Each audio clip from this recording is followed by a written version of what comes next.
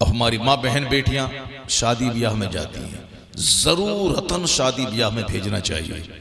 अगर अपना करीबी रिश्तेदार यानी अपना खास रिश्तेदार तो वहां वो जाए। दूर से रिश्तेदार के यहाँ शादी में कभी अपनी बीवियों को न भेजें।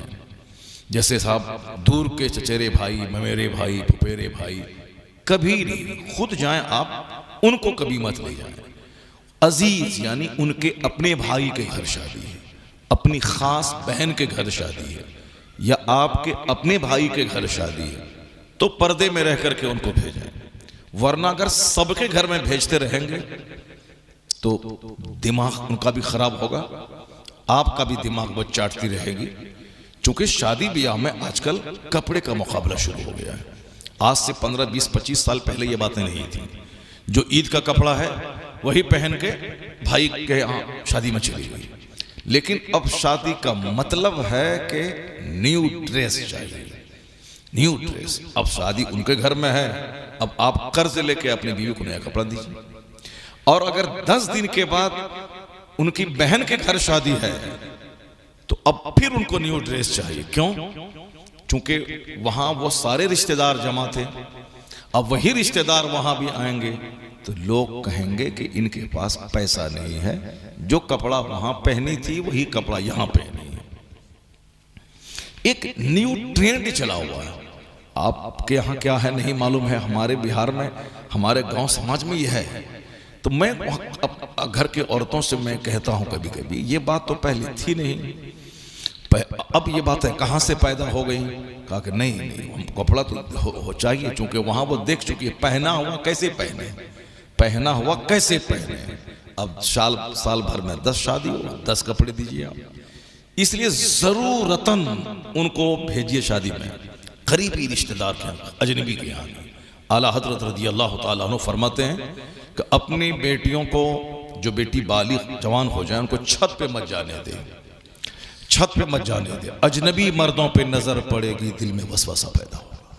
अपने घर की चहार दीवारी को उनके लिए कैद खाना बना दे।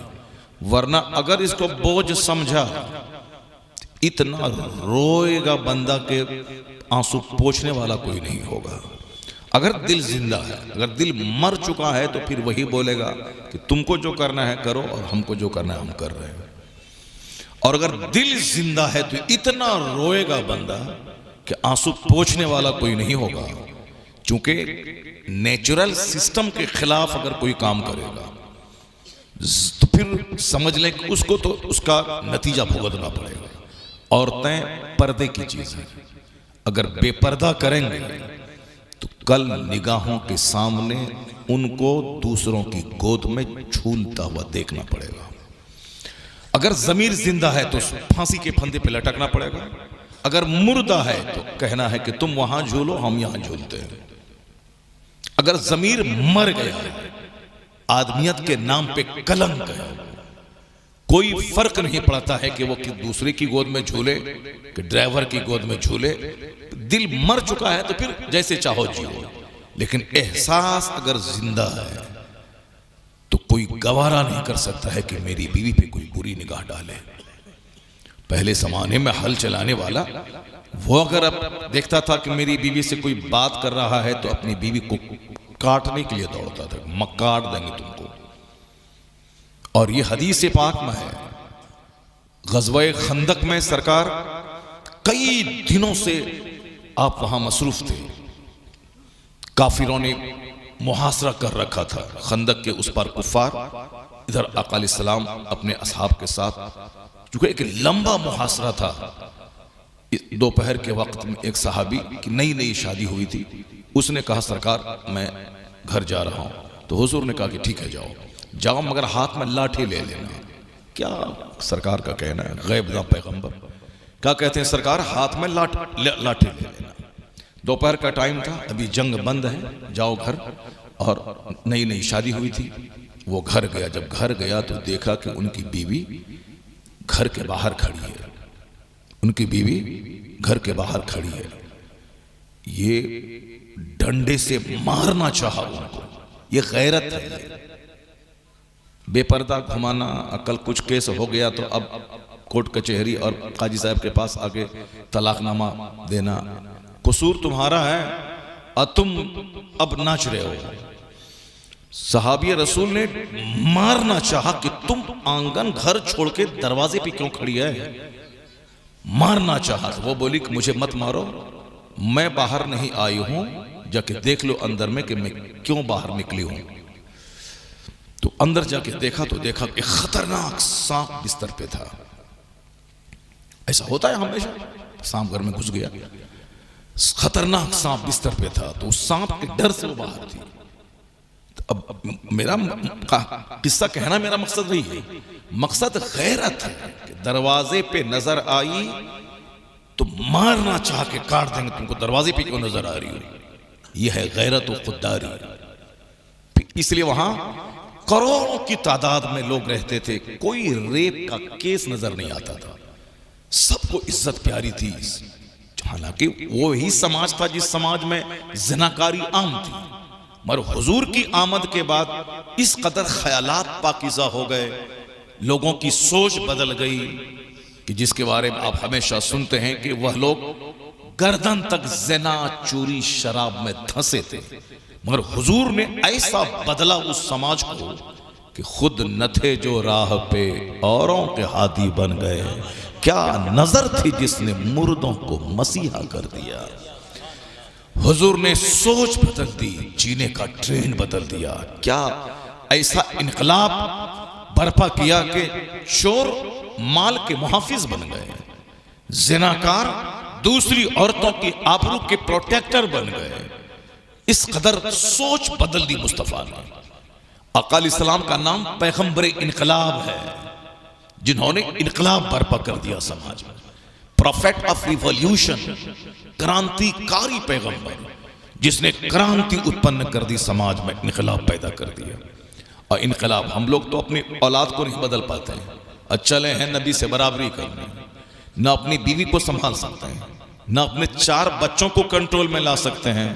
लेकिन वह मेरे मुस्तफ़ा थे, सारा अरब सारा अजम के जीने का ट्रेंड बदल दिया। और ऐसा बदला कि अब पहले 1 दिरहम की चोरी करने वाला अब करोड़ों का माल किसी का पड़ा हुआ है। वो चोरी क्या करेगा, उस माल के पास रह के उसका मुहाफिज बन रहा है ताकि कोई दूसरा आदमी उसको लेके ना जाए। ये सोच बदल दी मुस्तफा। इनकलाब के मतलब तब्दीली, क्रांति, चेंजिंग। अब सुनिए, हुजूर ने सोच ऐसी बदल दी कि अब अपनी बीवी बाहर नजर नहीं आए, लाठी लेके दौड़े और हम लोग लेके फिर रहे हैं बाइक पे, अशद जरूरत के तहत। अशद जरूरत मतलब डॉक्टर के पास, मां मर गई, बीवी की कोई दूसरी सवारी नहीं है, चलो बाइक पे बैठो, निकाब पहन के चलो, सख्त जरूरत के तहत। अब ऐसा नहीं कि बस कुछ खरीदना है फट से लेके चले गए, फौरन बैठाए चलिए घुमा रहे हैं।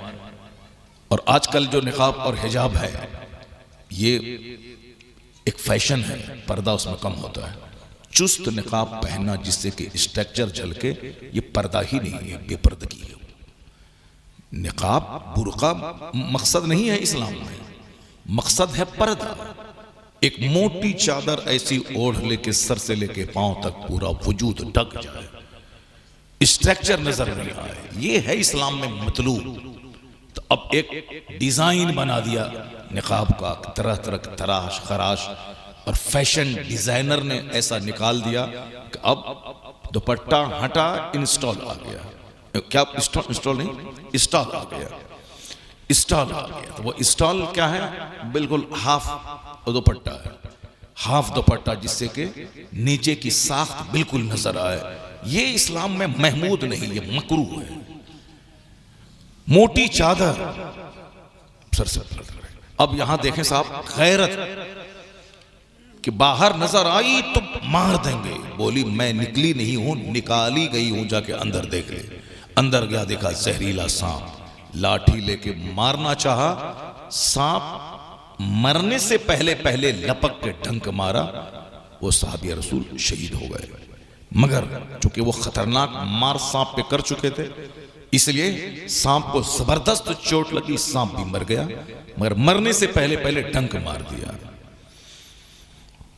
हुजूर ने कहा था कि जा रहे हो घर जाओ मगर लाठी ले लेना, घर जा रहे हो जाओ मगर हाथ में लाठी ले लेना, डंडा ले लेना। जब हुजूर को मालूम था कि खतरनाक मरहला पेश आ सकता है तो हुजूर या तो मना कर देते कि मत जाओ, और फिर जब डंडे की बात आप कह सकते हैं कि घर में ऐसा कुछ हो सकता है तो डंडा ले लेना। जब आप इतना कुछ जान सकते हैं तो सहाबी को रोक भी तो सकते थे कि मत जाओ अभी। तो अपना दिमाग घुसेड़ना नहीं होगा कि ऐसा जानते थे तो ऐसा क्यों हो गया, वैसा जानते थे तो वैसा क्यों हो गया। 2 केजी पाखाना पेट में लेके चलने वाला ये आजकल बड़ी बड़ी बातें कर रहा है। हिकमत यहां यही है कि जिसकी मौत जहां लिखी हुई है वो मर के रहेगा, कोई उसको रोक नहीं सकता है। तो उस सहाबी रसूल की मौत उसी में थी कि सांप के काटने से वो शहीद होगा, मरेगा। अलबत्ता डंडा लेने की बात जो हुजूर ने कही, अगर वो सांप जिंदा रहता तो न जाने कितनों को तबाह बर्बाद करता हो, इसलिए आका ने डंडा लेने की बात कह दी ताकि उस फितने को इस डंडे से खत्म कर दे। अब बाकी रही इनकी बात, तो इनकी तो मौत मुतअय्यन है, मरना तो उसी में है। इसलिए हुजूर ने जाने से मना नहीं किया, क्योंकि उनको तो वहां जाना है और वहां मरना है। अलबत्ता हुजूर की निगाहें जो देख रही थी वो यही देख रही थी तो उस फितने को इस डंडे से खत्म कर दिया जाए। इमाम हुसैन के बारे में मालूम था कि शहीद होंगे। सरकार की आंख में आंसू के कतरे आ गए। जनाब जिब्राइल अमीन ने कहा, हुजूर जिस नवासे से आप मोहब्बत कर रहे हैं, चूम रहे हैं, इसको आपकी ही उम्मत कत्ल कर देगी, आपकी उम्मत कत्ल कर देगी। आका रो रहे हैं, लेकिन कभी हुजूर ने दुआ नहीं की कि या अल्लाह मेरे हुसैन से इस मुसीबत को टाल दे। नहीं, हुजूर दुआ करते तो क्या बात है, इजाबत का सेहरा, इनायत का जोड़ा, दुल्हन बन के निकली दुआ है मोहम्मद। सरकार की दुआ इधर से निकलेगी। दुआ तो मुस्तफ़ा के गुलाम के बारे में डॉक्टर इकबाल ने किताबों को, तारीख को पढ़ने के बाद उन्होंने कहा कि ये किताबों से ये नजरिया मिलता है कि अपने आप को इतना बुलंद कर लें, इतना अल्लाह रब्बुल इज्जत की इस कदर इबादत करें कि दुआ करने के लिए हाथ उठाने की जरूरत ना पड़े, खुदी को कर बुलंद इतना कि हर तकदीर से पहले खुदा बंदे से खुद पूछे, बता तेरी रजा क्या है, तो क्या चाहता है। और अगर हराम खाने वाला दुआ करते करते काबा की दीवार के पास गिलाफ पकड़ के मर जाए, दुआ कबूल नहीं होगी। क्योंकि आका फरमाते हैं मत मशरबहु हराम, मतअमहु हराम, मलबसहु हराम, अन्ना युस्तजाब। अगर कोई आदमी हराम का कपड़ा, हराम का पेट में हराम की ग़िज़ा और हराम का पानी पिया है तो चाहे दुआ करे मगर दुआ कभी कबूल नहीं होगी उसकी, क्योंकि दुआ की कबूलियत के लिए हलाल ग़िज़ा शर्त है। और अभी चिकनी चपड़ी बड़ी बड़ी बातें लोग कर रहे हैं। संभल में ये हो गया, अजमेर में ये हो गया, फिलिस्तीन में ये हो गया, यूक्रेन में ये हो गया, बिहार में ये हो गया, दिल्ली में ये हो गया, वहां ये हो गया, वहां ये हो गया। दुनिया तुम्हारी नहीं है, दुनिया अल्लाह की है। इस्लाम अल्लाह का पसंदीदा मजहब है। अल्लाह रब्बुल इज्जत का मानने वाला जलील नहीं होगा अगर हकीकी मानने वाला है। बाकी रही दुनिया है, दुनिया में कभी सर्दी होगी, कभी नज़ला होगा, कभी ज़ुकाम होगा, कभी बुखार होगा, कभी कैंसर होगा, कभी गरीबी आएगी, कभी अमीरी आएगी, कभी बारिश होगी, कभी आंधी आएगी, कभी तूफान आएगा, कभी हालात अच्छे रहेंगे, कभी हालात बिगड़ेंगे, वो सब चलता रहेगा।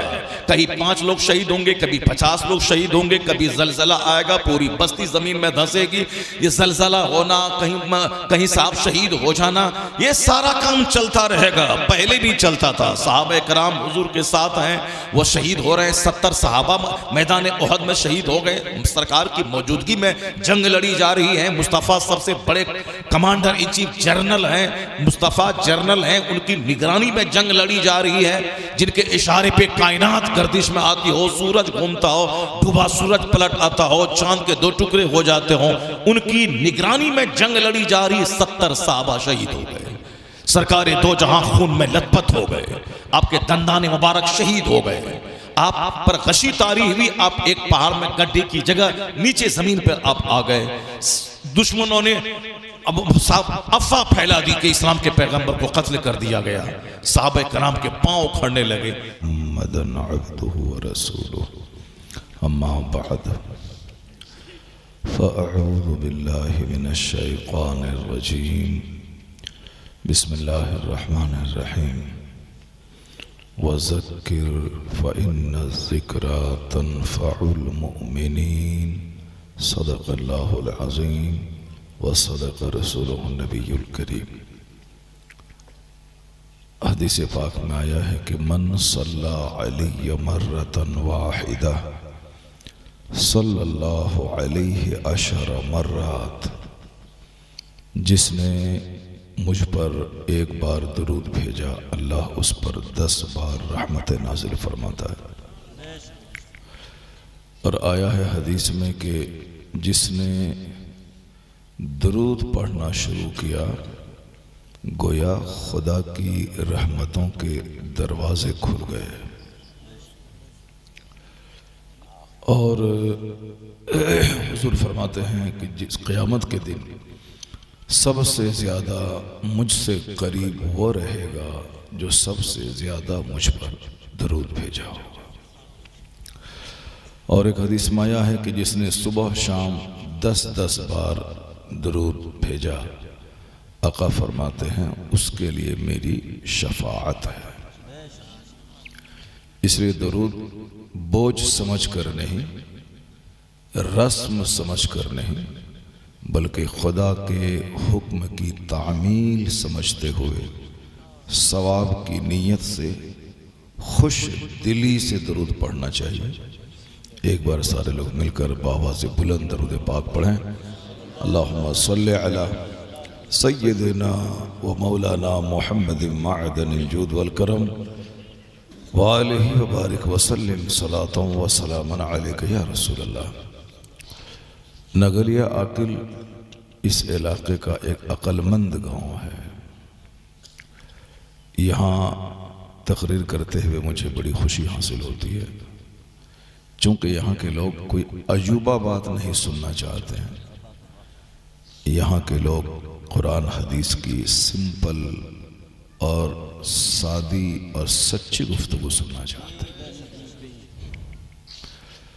बहुत सारे लोगों के नज़दीक अगर कुरान की बात करें तो उनको बोझ मालूम होता है कि वो कोई अजूबा आश्चर्यजनक चीज़ सुनना चाहते हैं, बगैर सर पैर की बात, और साहब वो मंतिक और फ़लसफ़े की बात सुनना चाहते हैं। मगर नकली अक़ल के लोग कोई नई बात नहीं सुनना चाहते हैं। ये कुरान हदीस की जो पुरानी बात है वही सुनना चाहते हैं। कुरान से बेहतर क्या हो सकता है? सारी जिंदगी बंदा कुरान सुनता रहे, कुरान पढ़ता रहे। वो किताब है ही ऐसी जो कभी पुरानी नहीं होती। कुरान के अजायबात कभी ख़त्म नहीं होते। सूरे फातिहा को आप पढ़ते रहें, दिल आपका नर्म होता रहे और तरह तरह के असरार खुलते चले जाएंगे। मगर कोई दिल की गहराई से उसको पढ़े और सीखे। इस दौरे जदीद में बंदा जब कुरान पढ़ता है साइंस की रोशनी में, दिल अगर जिंदा हो तो वो कलमा पढ़े बगैर नहीं रह सकता। यहाँ उलमा कराम बैठे हुए हैं, आप लोग सब कुरान पाक के अजायबात की जब बात चली है तो इससे बेहतर तो कोई बात ही नहीं है। तो उस अजूबा चीज़ों में से एक अजूबा मैं आपके सामने बयान करता हूँ। मुमकिन है कि इससे पहले भी आप सुने होंगे या जानते होंगे, लेकिन फिर उसको रिपीट करते हैं, हम आपके सामने रखते हैं कि कुरान पाक में दुनिया भर की सारी चीज़ें मौजूद हैं। ये तो सबको मालूम है, लेकिन मैं अगर आपसे कहूं कि कुरान शरीफ में हवाई जहाज का चर्चा है, कुरान शरीफ में मोटर कार का चर्चा है, कुरान शरीफ में ऑटो, टोटो, इलेक्ट्रिक, टेम्पो सबका चर्चा है। कहेंगे ये सारी चीज़ें तो आज बनी हैं। कुरान शरीफ तो 1400 साल पहले नाजिल हुआ है। उस ज़माने में तो न ट्रेन थी, न कार थी, न प्लेन, न साइकिल, न मोटरसाइकिल, न टू व्हीलर, न थ्री व्हीलर। आखिर इसका चर्चा है कैसे? मैं कहूँगा थोड़ा सा दिमाग लगाएंगे, क्लियरली आप खुद बोलेंगे बिल्कुल मौजूद है। ये कुरान के अजाइबात हैं जो कभी ख़त्म नहीं होंगे। इल्म बढ़ता चला जाएगा, नई नई बातें दिमाग में आती चली जाएंगी। अल्लाह की बेशुमार नेमतें हमारे ऊपर में। पॉजिटिवली जो नेमतों के बारे में गौर नहीं करेगा वो हमेशा रोता रहेगा। वो बीमार पड़ा तो रोता रहेगा, घर दूसरे का अच्छा बन गया तो रोता रहेगा, दूसरे ने अच्छी गाड़ी खरीद ली तो हमेशा वो रोता रहेगा, अपनी आमदनी से ज्यादा किसी की आमदनी देखी तो रोता रहेगा। नेगेटिव सेंस वाला हमेशा रोता रहेगा, कभी खुश नहीं रहेगा। लेकिन जो दूसरों को नहीं देख के अल्लाह की नेमतों को देखेगा जो उसके ऊपर में है, वो हमेशा खुश रहेगा, वो हमेशा खुश रहेगा। मिसाल के तौर पर किसी ने दरवाजे पे फॉर्च्यूनर खरीद ली और हमारे दरवाजे पे आल्टो है। अब अगर उनको देखता रहा तो अपनी आल्टो जीरो लगेगी, जीरो, क्योंकि आल्टो की कीमत कितनी है आप लोगों को मालूम है। अगर आप कैश में लेने जाएंगे, किस्त में नहीं, इंस्टॉलमेंट पे नहीं, तो मेरे ख्याल से अभी तो मैंने रेट मालूम नहीं किया है, मगर 5 लाख रुपए होंगे। तो 5 लाख रुपए में आल्टो आ जाएगी दरवाजे पे। फॉर्च्यूनर 50 लाख रुपए, एक लाख आगे पीछे, तो 50 लाख की गाड़ी सामने खरीद ली। हमारे यहाँ आल्टो है 5 लाख की। ये तो अपने आप को गरीब समझेगा, कहाँ आल्टो उसके सामने खड़ी नहीं करेगा। वो फॉर्च्यूनर के सामने आल्टो एक बेइज्जती की बात है, जिल्लत की बात है।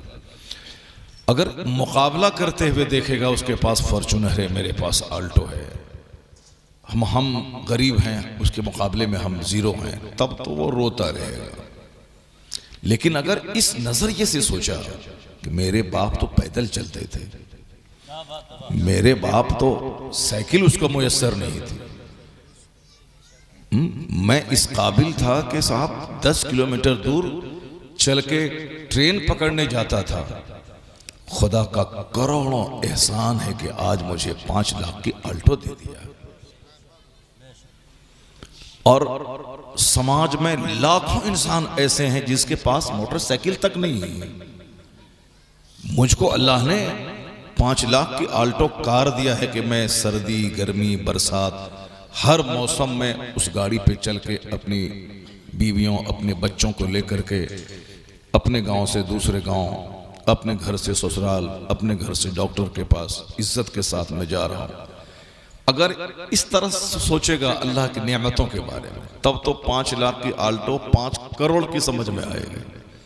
वो हमेशा जब भी कार पे बैठेगा कहेगा, इलाही कितना तेरा एहसान है कि लाखों लोग पैदल चल रहे हैं, बाइक पे चल रहे हैं, अपनी बीवी को बाइक पे बिठा के डॉक्टर के पास ले जाते हैं, मजबूरी है डॉक्टर के पास जाना है, अगरचे वो निकाब और हिजाब पहन के जा रही हैं, मगर फिर भी थोड़ी सी बेपर्दगी हो रही है, लोगों की नजर पड़ रही है, लेकिन मेरी बीवियां, मेरी माएँ, मेरी बेटी कार पे बैठी हुई है, गैर मर्दों की नजर नहीं पड़ रही है। या अल्लाह तेरा करोड़ों एहसान है कि तूने मुझे एक इज्जत की सवारी अता की। वो जब जब गाड़ी चलाएगा, अल्लाह तेरा शुक्र है, अल्लाह तेरा शुक्र है, दरूद पढ़ेगा, मस्त रहेगा। लेकिन वो फॉर्चूनर वाले को जहां देखेगा वो, फिर तो वो पतली गली से गाड़ी निकाल के लेके चला जाएगा, उसके सामने अपनी बेइज्जती महसूस करेगा और रोता रहेगा कि कहां फॉर्चूनर, कहां आल्टो। ऊपर वाले को देखेगा तो हमेशा रोता रहेगा, अपने से नीचे वालों को देखेगा तो हमेशा अल्लाह की नेमतों का शुक्र अदा करेगा। और ये नजरिया हदीस पाक में दिया गया है, हदीस पाक में आया है, क्योंकि हुजूर ने हमारे लिए कुछ नहीं छोड़ा है, सारी बातें खोल खोल कर बता दी। इस रुए जमीन का इतना बड़ा रहनुमा न कोई पैदा हुआ, न क़यामत तक कोई पैदा होगा। बेमिसल, बेमिसाल, अदीमुन नज़ीर, अदीमुल मिसाल। आला हजरत ने साफ कह दी कि लम याते नज़ीर व कफी नजर मिसले तू ना शुद्ध पैदा जाना। आपकी तरह कोई पैदा ही नहीं हुआ, कोई नज़ीर आपकी नहीं है दुनिया में। इसी को यूरोप का दानिश्वर कहता है, I can not find any other man in history like Muhammad. मैं पूरी इंसानी तारीख में मुस्तफ़ा का जवाब नहीं पाता हूं। मुस्तफ़ा की हर बात लाजवाब है, जिस चैप्टर को टच करें सब लाजवाब है। जो मैंने अभी 5 मिनट की तमहीद बांध दी, अपने से ऊपर वालों को देखेंगे तो हमेशा रोते रहेंगे, अपने से नीचे वालों को देखेंगे तो हमेशा मुस्कुराते रहेंगे। तो अब ये मेरी अपनी जाती पैदावार नहीं कि मैंने कह दिया आपसे, ये वो बात है जो हुजूर ने हदीस पाक में इरशाद फरमाया। आका फरमाते हैं, उन्जुरू इला मन हुवा अस्फल मिनकुम वला तन्जुरू इला मन हुवा फौककुम। उसकी तरफ मत देखो जो तुमसे ऊपर में है, उसकी तरफ देखो जो तुमसे दुनियावी नेमतों के हिसाब से तुमसे कमजोर है। उसको देखो तो अल्लाह की नेमतों का शुक्र का जज्बा पैदा होगा।